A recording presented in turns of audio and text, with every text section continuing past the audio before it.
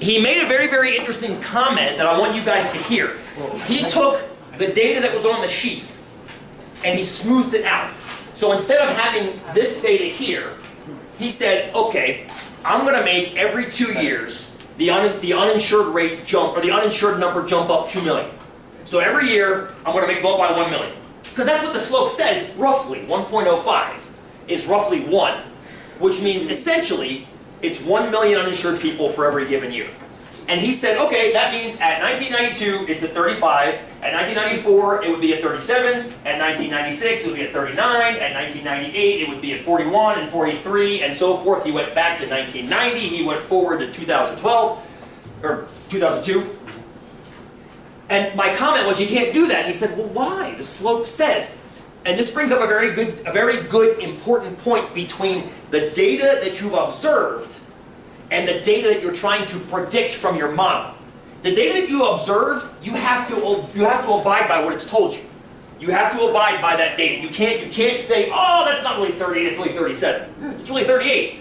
It was 38, and the model that we've just created is based on that being a 38, not a 37. If the data were actually perfectly linear, there would be no residuals and there would be no error in the estimate. So you have to use the data exactly as it's presented to you. I'm not saying that what you graphed wasn't the average of that, because it was. But you can't mess with the original data to smooth it like that. Is that fair? Yeah. It's a very, very good point, Aaron, and well taken. Well taken. I just want to make sure that you don't understand. You can't mess with your original data. This is why Harrison Ford was running for his life in The Fugitive.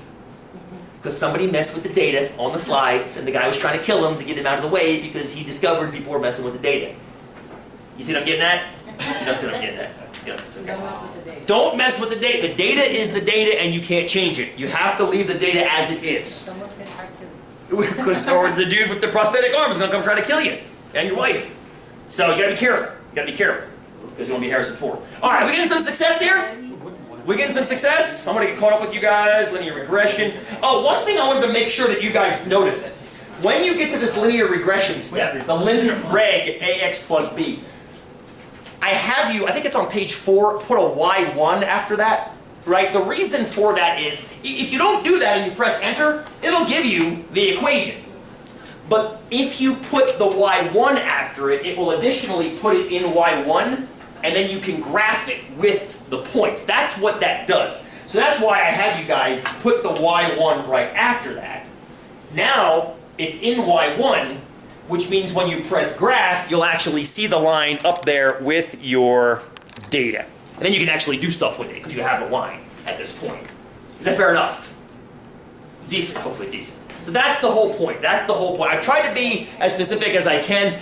Kelly and Michelle discovered there is a bug. There is a bit of a bug in some of the TI-84s. When you're making your scatter plot, and you're in the scatter plot window, and you try to press zoom 9, that one step at zoom 9. Did anybody get an issue besides Kelly and Michelle? Yeah, Carrie, you did too. At that point, just quit, second mode to quit, and then do zoom 9. And mine does it too.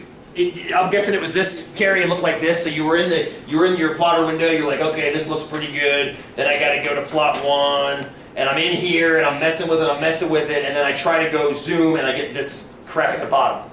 That's a bug that TI will not take out. I don't know why. If you're watching, please take it out. So just if you get that, just quit and then do the zoom 9 and everything will work just fine.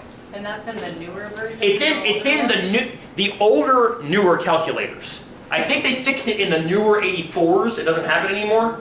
But the very first issue 84s had this bug and they've taken it out. So, whatever. If it happens, there's a workaround. There's a workaround for it. Cool? Okay. That booklet, keep with you. When we get into quadratic and exponential modeling, that'll still come in handy. You'll still come in handy with that booklet, and we'll still be able to deal with what's going on with that. I'm going to turn this off for a second. I want to switch back to the other